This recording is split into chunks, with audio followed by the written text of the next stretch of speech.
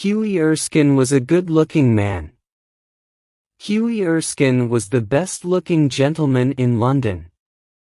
He had curly brown hair, grey eyes, and a handsome face. He also had many friends. However, Hughie Erskine did not have much money. His father had been an officer in the army. His father was dead. Now Hughie had his father's sword and a few books, but no money. Hughie Erskine had tried to do several jobs. He had worked for a tea merchant selling tea. He had worked for a wine merchant selling wine. But poor Hughie was not good at anything. Hughie was in love and wanted to get married. He loved Laura Merton, the daughter of an army officer. Laura loved Hughie, but her father did not want them to get married. "You're a fine young man," Colonel Merton said to Hughie, "but you have no money." "My daughter cannot marry a man with no money." "You may marry my daughter when you have £10,000. Hughie did not have £10,000. He did not have £10. His old aunt gave him £4 or £5 a week. Today he had only £1 in his pocket. Hughie was almost broke. Hughie had a friend called Alan Trevor. Alan was an artist who painted pictures of people. He was a good artist and quite famous. Many people wanted him to paint their portrait. People came to Alan's studio. Alan painted their portraits in the studio. Alan's pictures were very expensive. He only painted pictures for rich men. Hughie Erskine visited Alan Trevor in his studio. Alan was working on a painting. "What do you think of this?" asked Alan Trevor. "And what do you think of my model?" Hughie looked at the painting. It was a picture of an old beggar. Alan was painting a picture of a man who was standing in the corner of the studio. The model was an old man dressed in old torn clothes.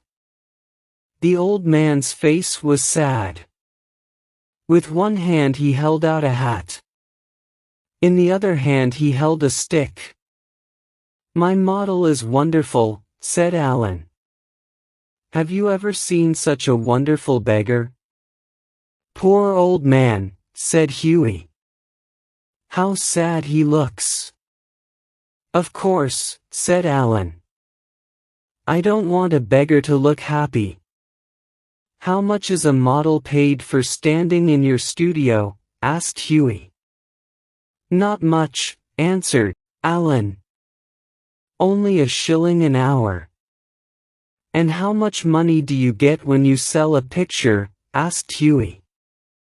"For this picture I will get £2,000, said Alan. "You're a rich man." "I think the model should get some of the money," said Hughie. "Nonsense, nonsense," said Alan. "It's difficult to be a painter." "It's not difficult to be a beggar. Few people can paint pictures. Anyone can beg." "But many people want to be rich and famous painters," said Hughie. "No one wants to be a poor beggar.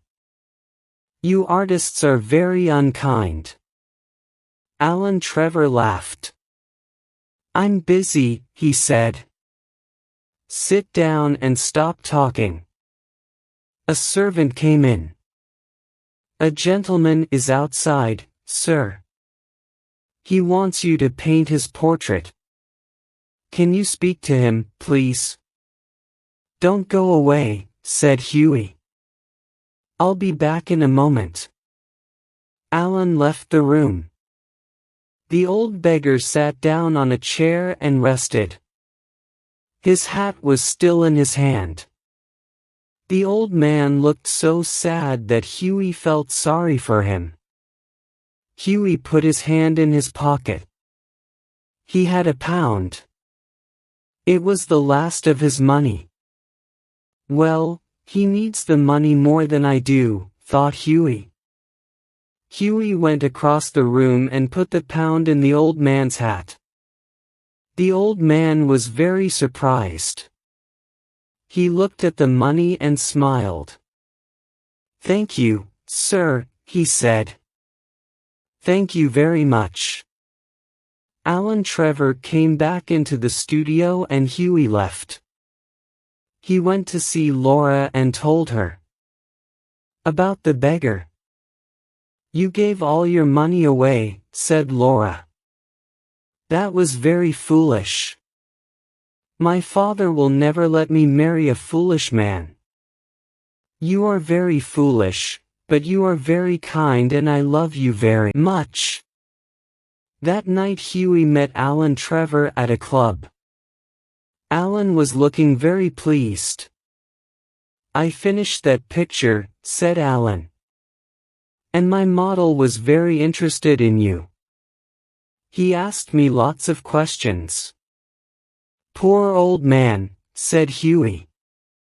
"I wish I could help him." "What did he ask you about me?" "He wanted to know everything about you," said Alan. "And what did you tell him?"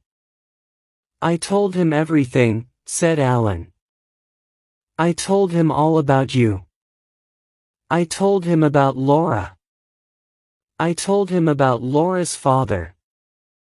I told him you want to marry Laura but have no money." "Alan," said Huey angrily. "You told him all about my private business." "Don't be angry," said Alan. "You don't know who I was painting the picture for. I was painting it for the Baron von Hausberg. He is one of the richest men in Europe.